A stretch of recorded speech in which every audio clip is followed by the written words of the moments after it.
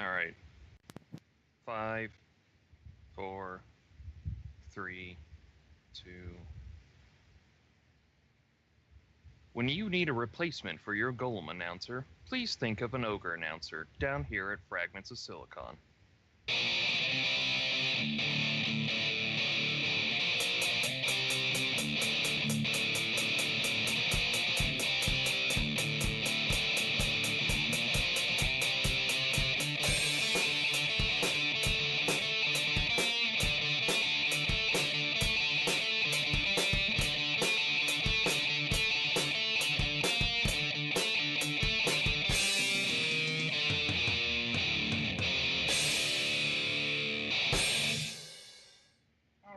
Welcome to another Tuesday edition of Fragments of Silicon. So we're a bit short-staffed this week because if you're not here live, you don't know the time. It's currently about 1 o'clock in the afternoon, my time, which is a little bit later than usual. And that has everything to do with our guest this week. And therefore, Galix had to go to his place of employ already. So he is not here with us this time around. He will be back for our regular show. So joining me, this week is Sorry. Good job. You did the same thing Mac does. Yeah, I'm like, sorry, he was still on my mind. Of course. Yeah. Anyway, Petty Fan and Ogre. I'm very tired. I'm like, is there any particular reason behind the tiredness, or just been a long week. We'll go over it tomorrow. I'm sure. Anyway, with that in mind, this week we are welcoming back to the program Howard Philpott of Bulkhead Interactive. Hello. Now, long-term listeners will know that we had you on the broadcast about a year ago, something like that. I think it was about a year ago, yeah. Yeah, and that was in conjunction with your previous title, the Turing Test. Yes. It's like, and we did a whole interview on that. So, if you want to hear more about that game in depth, you can go into our archives. Granted, that's back in the audio-only era, so it might be a little harder to access these days. Anyway, I do want to ask, along the lines of the Turing Test, how well it has done over the past year. Turing Test has actually done really well for us. It's really helped spring us forwards in terms of Battalion's development. It's had a really good reception. It's kind of got a cult following of people who really enjoyed the story in it. And it sold really well for us, which is great as well, right? So financially, we've been able to help fund Battalion with the Kickstarter funding that we also had. So yeah, it's been a great year for us. Well, that's good to hear. I mean, we talked to some of the Square Enix collective people about their various projects, and they said they were very pleased with the Turing Test, both creatively and financially as well. Well, that's good to hear. As our publisher for Battalion, I'm glad they also see it that way. Now, are they the publisher of all the versions of Battalion, or just like the PC version? Yeah, they're going to be helping us with all versions of Battalion. Yeah. So, yeah, for those who don't know, it was a bit of a different situation with the Turing Test, with Microsoft publishing the Xbox One version and Square Enix publishing the PC version. Yeah, it was a pretty unique situation for the Turing Test, because we originally joined with Square Enix because with our very first game, Numa Breath of Life, we found it very difficult to do Steam. And that's why we joined up with Square, and it did so well on Steam for us, the Turing Test, that is, that we just thought, with the next game, it makes so much sense to go back with them. I can see the logic there, and has having them as the sole publisher changed things in any regard? Honestly, not Really, because they've always been so hands off with us, which as an indie developer is huge. You don't want people breathing down your necks telling you, you have to do exactly these things to meet these targets or whatever.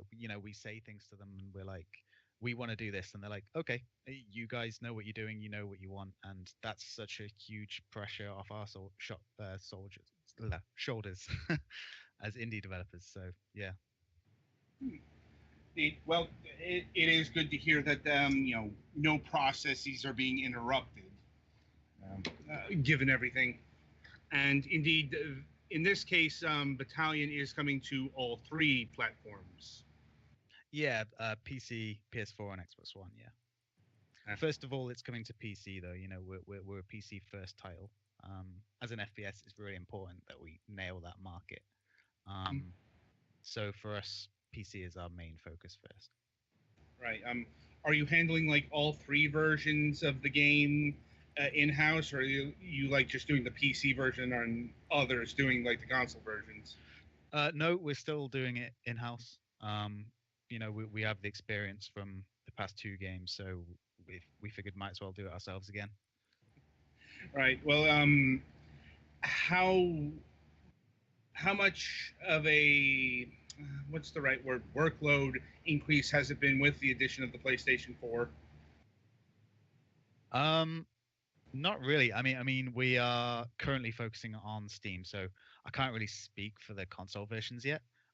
We have them running on consoles, and they're running great. But it's not something I can really comment on yet because we haven't got that far down that rabbit hole yet. We're we're Fair we're enough. we're purely focusing on the PC right now.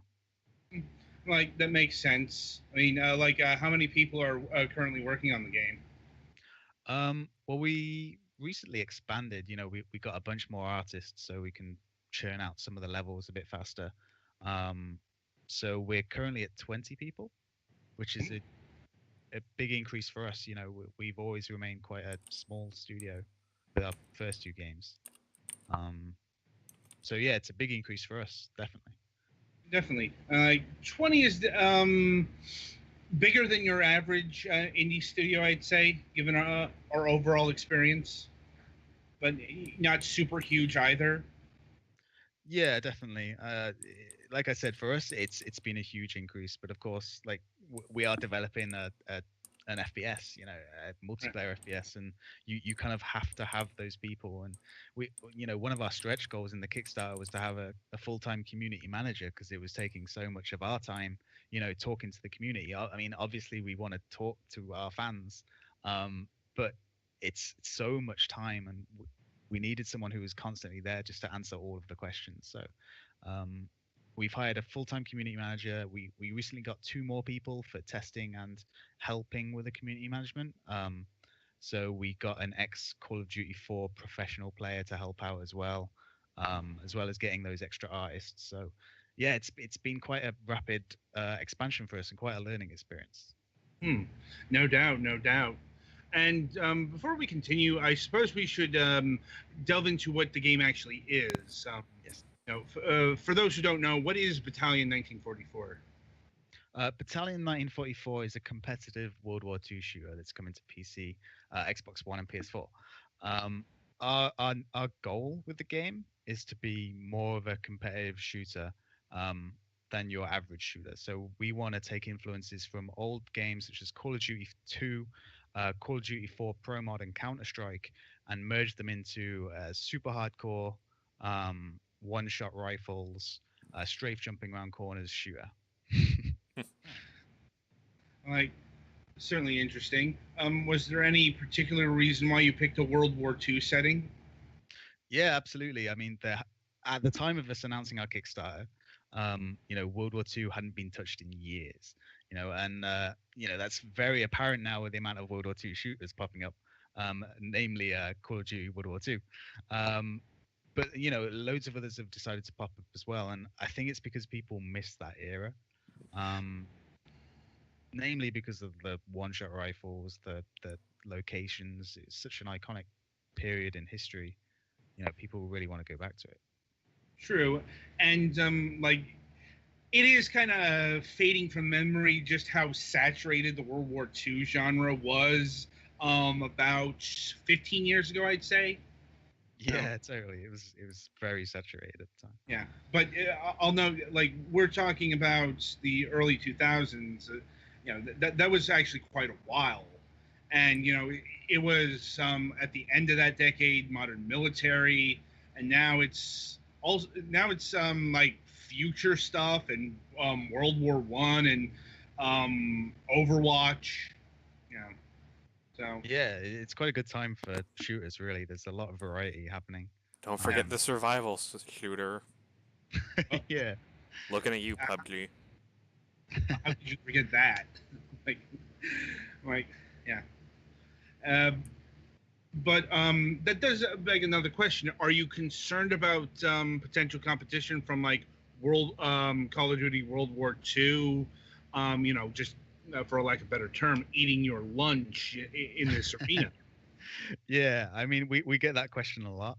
Um, and when it first was announced, we knew it was going to be announced. We knew it was happening, so it wasn't a surprise to us. Of course, we were a little bit good that it definitely 100% was happening. Um, but in reality, we know we're a different game at our core. So whilst the theme is the same, we're definitely not the same game in terms of how the game feels to play. So we are fast paced, and we have lots of the bugs that have been taken out of Call of Duty in recent years. So you can, like I said, you can strafe jump around corners. You can quick switch when you're reloading, and all these small little things that would have been considered bugs and fixed by developers that actually made the game skillful to play for people who used to play the older games. Quick Um, reload, like melee to cancel the end of a reload animation, I'm guessing. Yeah, exactly. Stuff like that. Small little things that all add up to build this game that's, a shooter that's competitive. Um, as well as the fact, we don't have any kill streaks, we don't have any gameplay changing unlocks. Um, so you can't knock Call of Duty. Call of Duty's an amazing, you know, they're amazing games. In terms of sound, visuals, animation, they're top of their class in a way. Um, but for a lot of people, the games that they're putting out in modern day, they just aren't what they used to play, and it's not what people really want. In terms of a niche of that community, anyway. Of course, lots of people are going to enjoy Call of Duty, but we still feel there's definitely a bunch of people that will want to play Battalion. That's good to hear. That's good to hear. And how do you sort of convey to the potential audience your differences? That is difficult because you can tell people till you're blue in the face the differences, but they have to actually play it. So we've been at events. We were at Gamescom. We're going to EGX in Birmingham, in the UK, just to get the game in people's hands. And really through word of mouth, people are kind of saying, "Hey, have you tried Battalion?" And our thinking is, um, when people have played Call of Duty World War II, and they're going to have fun with it for a bit, and then they're going to realize some of the things that they don't like with it. The super hardcore people who are into shooters will realize that stuff, um, and then they'll think, okay, I'll try out Battalion, and hopefully they're the people who stay and play Battalion for a long time. Hmm. Well, like I guess there's only one way to find out on that regard, and that's when the game actually comes out. Uh, Yeah. but now, shifting in a little more, um, does this game actually take place in the year of 1944? And what nations are you playing? It's like, are you recreating famous battles, that sort of thing? So they're very loosely based on real battles. So we have the authentic weapons, all the weaponry, the uniforms, and stuff like that. Um, but in terms of locations, we didn't want to do the exact locations. We wanted to, loosely base them on real locations. So for example, we have an Omaha beach map, And one of our focuses for that as a competitive game was to make it fair and balanced. But as you know, Omaha Beach was definitely not a fair and balanced fight. So that was definitely one of our bigger design challenges.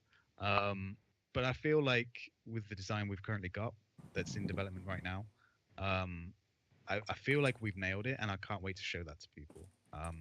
So we've actually started the fight at the top of the beach. So just as the US have taken the top of the beach, so you kind of run in straight away, and you're immediately in a fight with the Germans. So it's still in that setting. You know, people get that feeling of being at Omaha Beach, but they won't um, be getting screwed from the start of the game. Right.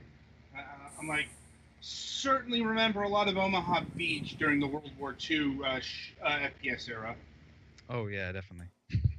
Like, I, I'm pretty sure your game would be thrown off the shelves if it didn't have Omaha Beach. yeah, something to do with D-Day. You know, Yep. maybe you mix it up and have the Sword Beach or something like that. Yeah. You know, but you know, a lot of World War II stuff starts with Operation Overlord in some capacity, not just the FPS either. Mm-hmm. And that does beg another question. Is there going to be like any like historical notes in the game? Like that's another common trope in these World War II games. Like Call of Duty 2 was done in conjunction with the Military History Channel, and there was a whole bunch of World War II information there. You know, various battles and such. Yeah, it's not really the angle that we're going for. I Mhm. mean, we are based in World War II, and I think it's great if people play our game and they go and research more about World War II era. But Mhm. for us, it's more about the gameplay. It's more about the theme. You know, the fact that we have all the weaponry from that era.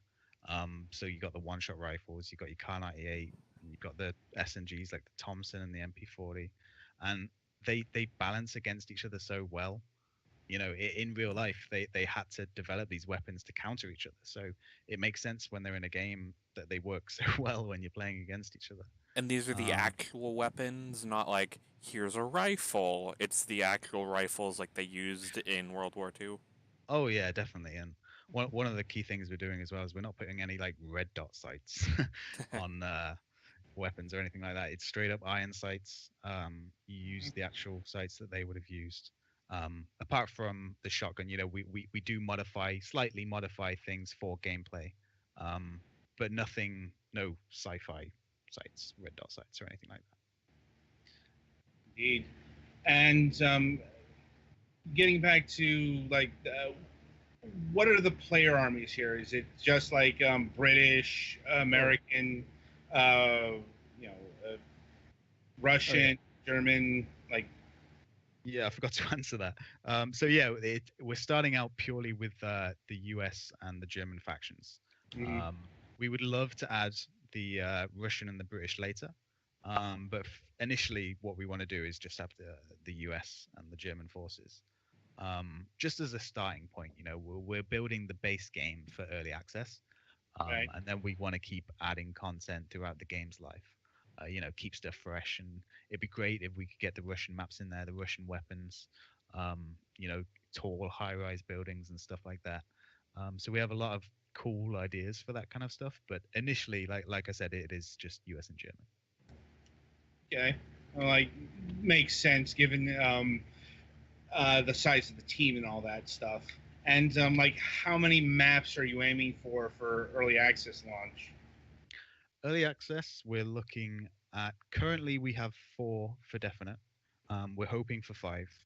Um, and then, like I said, we're planning post-release content as well.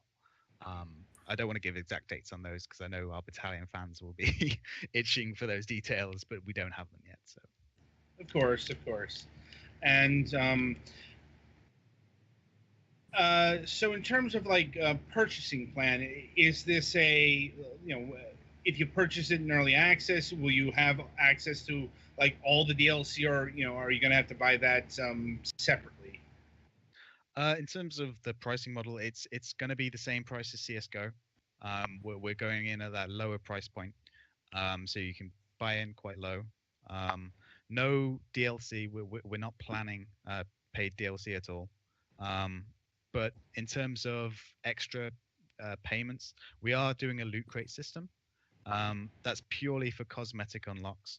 And we're making it extremely clear to people because we know people. There's a lot of bad vibes around these kind of systems for players.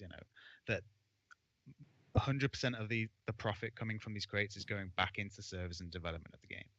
So we're making that clear on our unlocking crates page, and also these crates, they're completely obtainable for free as well, just by playing the game. So that's our secondary income system from the game. Mhm. That's good to hear. I mean, loot crates certainly have been at the firestorm of controversy this year. Definitely the whole CS:GO stuff. I'm actually thinking more Shadow of War, but Oh yeah. I'm like that. That's just on a whole nother level. I mean, Mm. loot crates for a single player game. Yeah, Yeah, it's pretty insane. yeah. Um, are there going to be classes in this game?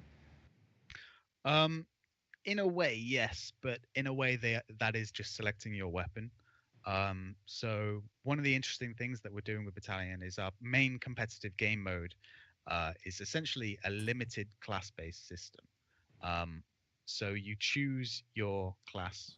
Say you take the sniper class, um, and throughout the mode, those classes are shared between your team. Um, so in the first round, you might want to run 5 shotguns. Um, but for the rest of the game, that those classes are then ticking down. So it's kind of a war of attrition. You have to manage your resources, manage how many times you're picking the sniper, because you don't want to be halfway through the game and realize, oh, we've used up all of our snipers or all of our shotguns as a team. Um, so that's something interesting that we're doing in terms of classes, but it is just generally picking your weapon in a way. Um, but certain classes, for example, may or may not be able to equip grenades, which are also shared between your team. Same with smoke grenades and stuff like that. This mode is super in development. We haven't actually tested it with our alpha backers yet, but soon they'll be able to get their hands on it and help us build that mode. So yeah, that's something that we're looking at. That does sound interesting. Uh, and certainly not the conventions. Like, so, and just for the record, there's not going to be like a medic class or a med kit thing in the mix, or Yeah, no med kits. We have regenerating health yeah. just so that we can keep the action flowing. Um, Yeah. so that's why I was trying to say not classes in the traditional sense. You have no medic, you have no assault class or anything like that. It's picking your weapon, but you're limited to which you can pick. Hmm. And I know regenerating health has gotten its fair share of criticism, unfairly, I think, because people just slam regenerating health because it's regenerating health, not really taking into account that the games that usually have that are kind of built around that system.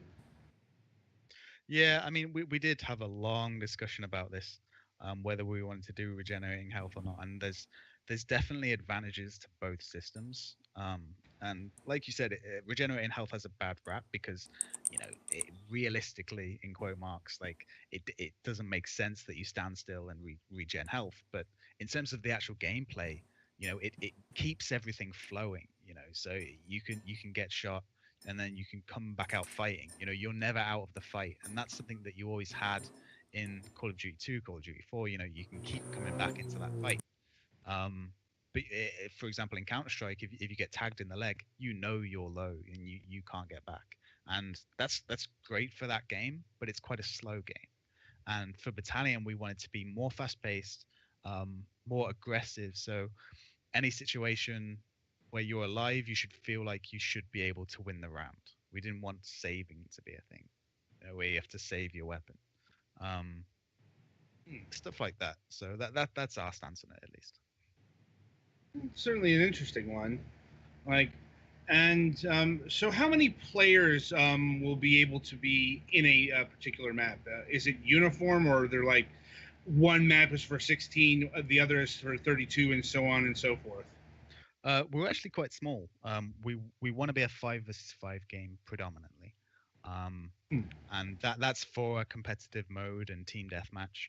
Um, but we are also allowing people to have much higher player counts in custom servers. So if people want to play, 32 versus 32, they could. I don't recommend it in our game.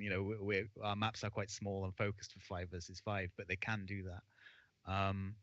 As well as modding, that's something else we're looking at. So players will be able to completely customize and create their own maps, and also tweak weapon values and stuff like that. So if people did want to create a realism mod within Battalion, then they totally can.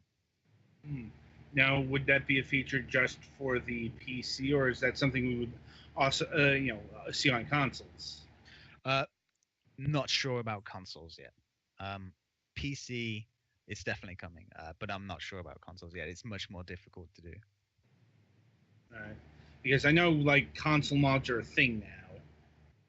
Yeah, I mean it's more the size of our team and the size of the task is quite huge for us. We could do something where you could use prefab assets and create levels, um, Mhm. but like a world builder.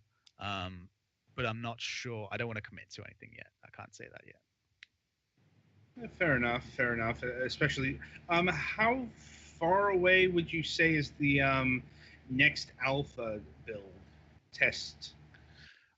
So we haven't got an official date for it, but early next year's something we want to be looking at for a big release.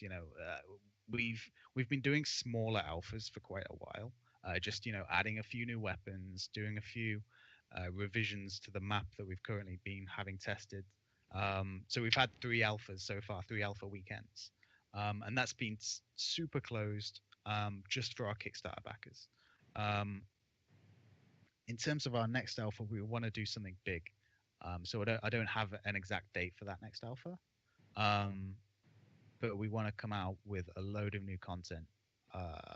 So keep an eye out for that. Hmm. And yeah, it's because you told us before the broadcast started that you're about to hit a 3 month period of severe crunch. So, Uh, yeah, I mean it sounds worse than it is. I know crunch has a terrible um, connotation in the games industry. It's purely because we want to. We want to finish the game. It's nothing. No, nobody's being forced to crunch. just to make that clear, it's more on my end and the other owners of the company. Yeah, we want to make sure that the game's in the state that we think it should be, and yeah, it's. I'm saying it's like crunch time for us more that we know we need to get the game to where we want it to be and soon. So because we're looking at early next year, we want our next big release. So it's more like 3 months of more serious work as compared to 3 months of sleepless nights and ah. Yeah, exactly. Just a few extra hours every other night or whatever, and make sure we're on track. It's crunch time. yeah, we had a discussion about crunch last week because of that letter that was circulating around from Polygon. You know, and yeah, it's like there are differing designation of what crunch is, and nobody's on this show will advocate spending 12-hour days every day, For um, multiple putting, months. putting your health at risk if it can be helped. You know, the Yeah, unfortunate it's thing is insane. sometimes it can't be. Yeah, it's really difficult, especially as you grow as a studio. When so with our first few games, we didn't mind at all because they were our passion projects, and so is Battalion. That's why I'm willing to crunch on it now, because I just enjoy what I do. But of course, like I said, we're 20 people now, so you can't say to people, can you stay late? Yeah, it's just not fair. You know, they're employed to do the hours that they do, and they work really hard. But from our perspective, we wouldn't want to make people crunch unless they wanted to. Um, and yeah, that's kind of how we work. You know, you've got to love what you do, otherwise, well, why are you doing it? I'm like, the answer may surprise you. Like, but yeah, I'm like, as far as like people from the indie set, a lot of passion usually. Like, Definitely. um, because this is kind of this is your thing. This is what you want to do. Exactly. Battalion is the game we've always wanted to make. You know, with Numa, we enjoyed making it. You know, and it was our baby in a way, and so was Turing Test. But we've always wanted to make a shooter since we were young. You know, but shooters are so difficult to do. You can't do that with 6 people or 12 people. You know, we've got to the point where we can make this game.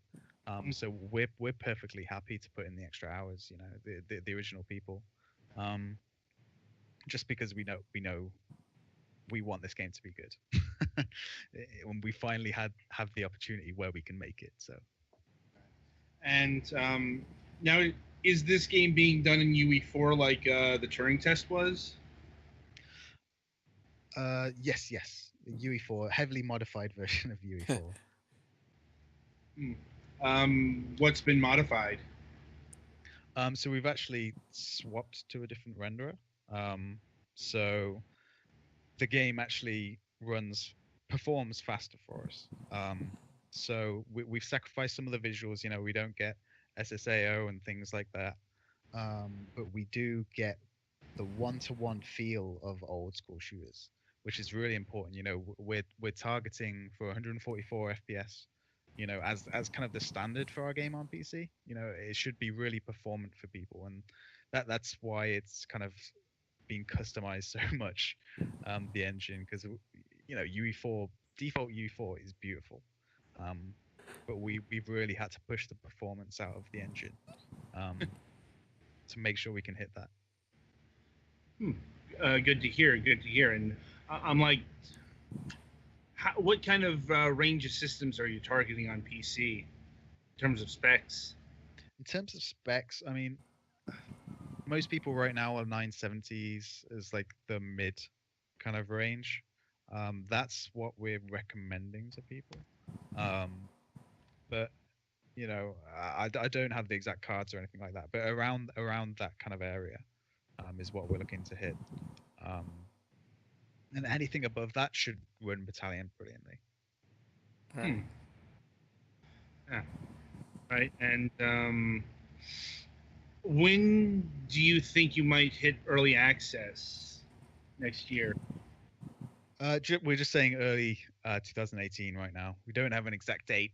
Um, we do have an idea internally, but it's just not ready to announce yet.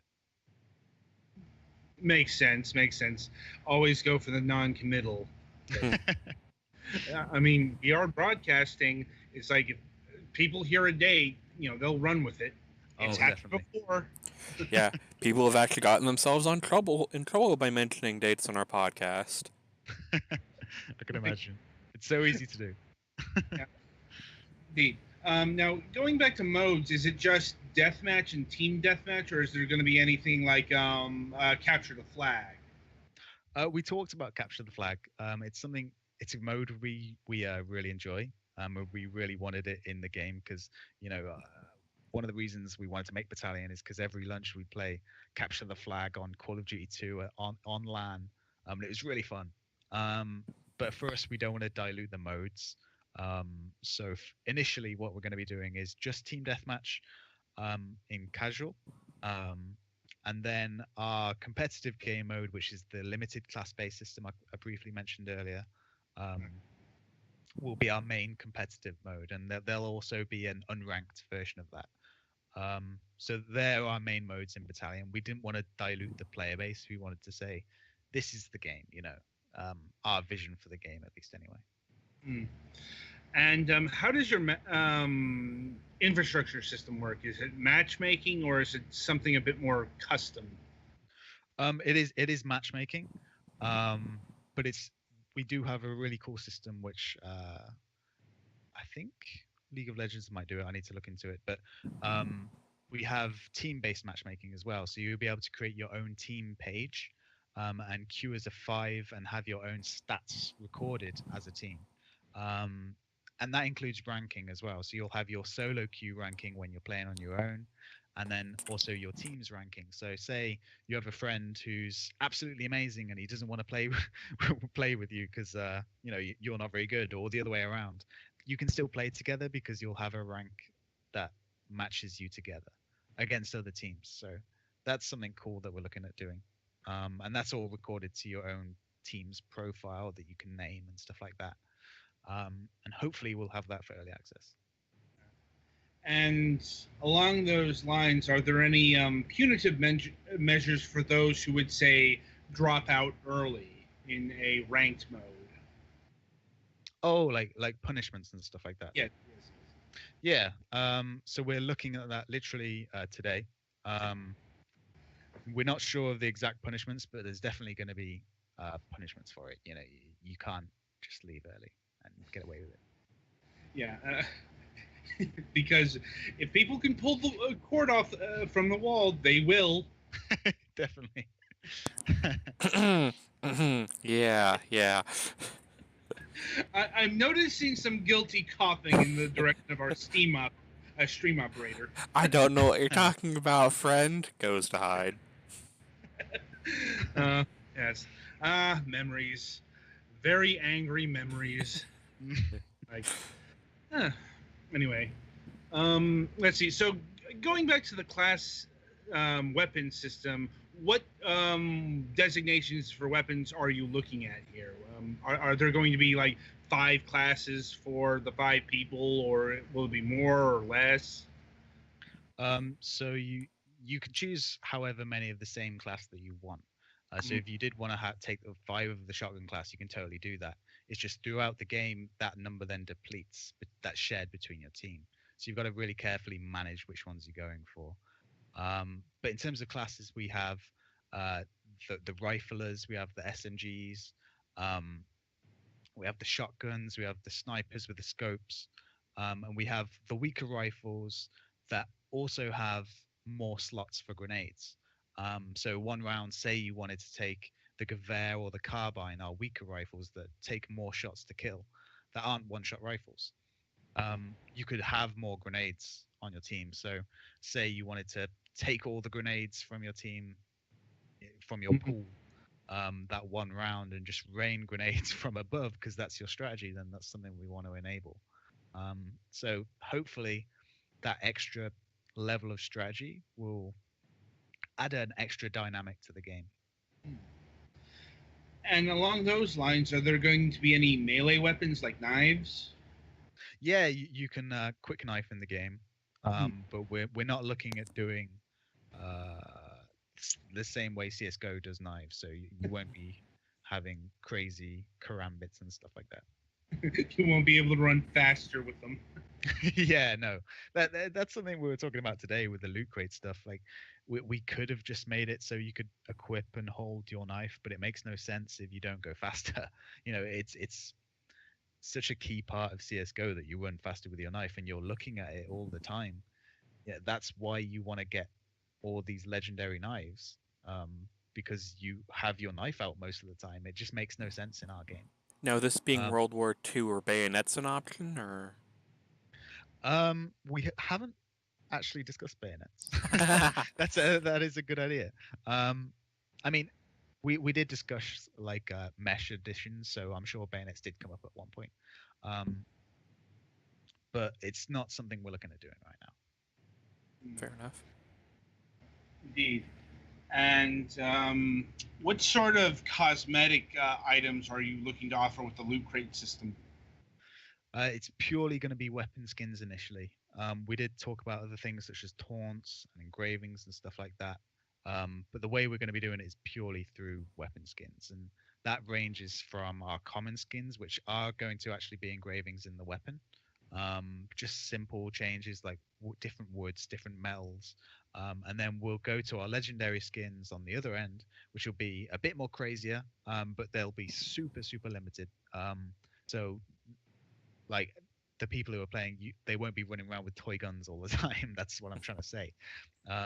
Because we're trying to stay within a realistic art style. So we've got some cool ideas like a Thompson emblazoned with like a screaming eagle on the side and stuff like that. So it's all keeping within the theme.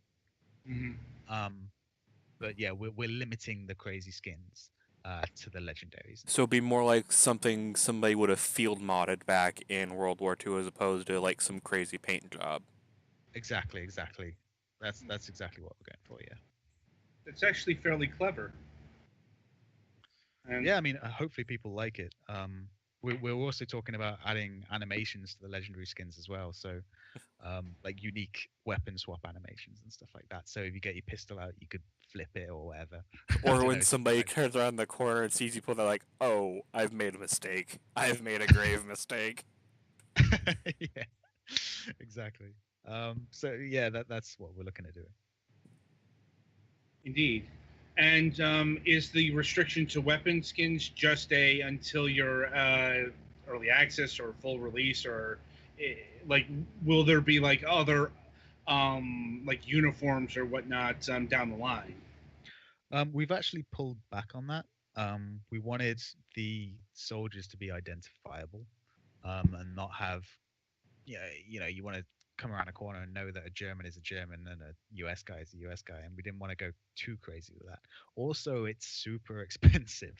Getting a characterized for all that stuff it's very difficult, um, in terms of cost, and stuff like that. So it made sense for us initially just to do weapon skins, but it doesn't mean we're going to rule out everything else in the future. We have so many ideas for what we could do, and that would be really cool for players. We wanted to do things like shouts. You could shout different lines in German Yeah. at the other players and stuff like that. Um, but initially, yeah, it's just going to be weapon skins. Makes sense. I mean, uh, Team Fortress 2 like has a whole section dedicated to hats and stuff, and I'll be honest, I don't miss hats. Yeah. I mean, I get the appeal, but it's also, yeah, that kind of made Team Fortress 2 ugly. Yeah. So you had so many mismatched hats and uniform kind of deals. It's like it just became an eyesore after a while. I paid Yeah. $200 for this hat. It looks stupid. Why did you pay that much for that? Yep. Anyway, so somebody in the chat room wanted to ask some questions, and see if they're still around. I think this is a good opportunity to let that transpire. If Pumblo Slav is still there, it may take him a bit to get, actually type the questions. Yeah. I mean, this is the problem with the live program. Like, gotta fill the space so it isn't dead. I guess while we're waiting for the chat, I was wondering, will there be like an easy mode to like give enemies like red outlines and allies blue outlines, or is that something that's not even being considered at the moment? No, we did actually add in an outline in Team Deathmatch. So once you've died, you know where the location of where you got shot from. That's just a white outline around the player, and it shows you where they were. So you have a rough idea of how you got killed. We're not doing kill cam, so that's something that isn't in there, and that helps compensate for that. So you know where you've been killed from. All right. But there won't be outlines around the player as you play. Like Overwatch style, where you have the red outline and stuff. That's not something we're looking at doing. We wanted it to be more. You should just be able to see the players anyway. So our ethos with the map design is make all the maps bright and the characters will be darker. So they should always stand out on backgrounds. Okay. So we got a couple questions here. Pumblo Slav first asks, "What about auto heal in competitive mode? Do you plan it?" Yeah. The regenerating health is a super key part of battalions. So, because we have so many one-shot rifles, we wanted it like if they miss that shot or they shoot you in the leg, you have a chance to come back. You then know their location. Um, so yeah, it's all about being fast-paced, being able to come back and shoot people around the corner. Yeah. Um, do you plan any warm up maps where people can train their aim, like custom maps in CS:GO? Yeah, actually, we definitely do. That's something I'm personally working on in my spare time, part of the crunch time, because that's something I really wanted in the game because people don't want to jump straight online to do their settings or test their sensitivity out, um, and just test out the weapons. So that's something we're massively looking at doing. Um, we're going to have if this Pumbo Slav, if you've ever played just aim underscore aimbots in CS with a Z, we're going to do something very similar to that. So you'll be able to shoot at stationary targets, just bots in the world, and get used to all the weapons, get used to your sensitivity, get those flick shots going. Um, and yeah, that's something we are looking at doing. Yeah. So, and just along those lines, are you actually planning to have a bot mode as well? We are looking at bots. Again, I can't say for sure if that's going to be an honor. Okay, fair enough. They behave quite erratically right now, but it is something we're looking at. But yeah, I don't know. I mean, bots have their, bots have, that same kind of warm up usefulness that a gun, a gun range mode would, or something like that, as well. But if it's a bit too difficult, it wouldn't be missed either in a shooter like this, I think. Yeah, it's definitely something we'd like to do. It's not that it's too difficult or we can't do it. I think it's just we have to prioritize. We're a small team. We've got to be agile and pick the things that we choose to do. And for us, it's just the multiplayer content is so big and huge. um, it takes priority for us. Of course. And shifting gears a bit, what can you tell us about the sound design and the music of Battalion 1944? We got some really cool music. It's I can't really say much more than that without you guys hearing it. I'll have to send you a sample. Um, but yeah, that's going to be cool. At the start of rounds, you'll have like a little warm up bit of music and stuff like that. And it's all coming together really well. Sound design, we're actually looking at implementing Valve's, I think it's HDRF audio, positional audio, because they've recently added that to UE4. So we're looking at putting that into the game, so you'll be able to get really good positional sound, similar to Source games, which is great. Source is really good um, for multiplayer shooters. So it's great to have that option in UE4 as well. But we've purposely as well in the maps, we've looked at making different surfaces that you're running along sound different, so the locations of players in the map based on the sounds that you're hearing and stuff like that. So positional sound in the game should be really good. Hmm. And will like the different guns have different bullet sounds? Yeah, that's another thing as well. So we wanted to be authentic with our weapon sounds, but at the same time, a lot of guns sound quite similar. So we've made every weapon quite distinct. So we've stuck to them quite closely, but we've also maneuvered away from them slightly just so they all sound different. Okay, like that sounds tricky. Yeah, yeah, it definitely is. A lot of listening to the same sound over and over again. But our sound guy is quite good, so um, we've been able to get some really punchy weapon sounds. So my favorite is the Kar 98. When you one shot someone with that, it's really fun. Now, in terms of the music, I'm imagining it's going to be very well military. A lot of march melodies, and trumpets and drums and the like. Yeah, definitely. Even though we're a competitive game, we don't want. We'll leave the community to the drum and bass and dubstep edits. um, but for us, it is. Yeah, it's going to be classical war music. And yeah, I'll have to get you guys a sample to listen to because it's coming along really nicely. Neat. And from the chat room, and what about custom stuff like the custom size of the minimap, ammo, and all the UI? So you'll be able to change the size of the minimap. We did have a lot of requests for moving individual parts of the UI. Again, that's another system that we'd love to implement, but it's again a lot of work, and we have other priorities with other parts of the game. But it's something we could look at doing in the future. It's just that is a big bit of work for us. But in terms of UI, you will be able to turn separate elements off and on, and also change the size of the radar and stuff like that. And I suppose along those lines, is there going to be an FOV slider? Yeah, totally. Like I said, we're a PC port, so things like FOV slider, huge. So, Automatically makes yeah. you better than most Call of Duty games that's come out in recent memory. Yeah, the people definitely say that. So FOV sliders, yes. One of the things we wanted to do as well is with our options menu. You know how in Source and old Call of Duty games, people would make frag movies and they'd have their own movie configs.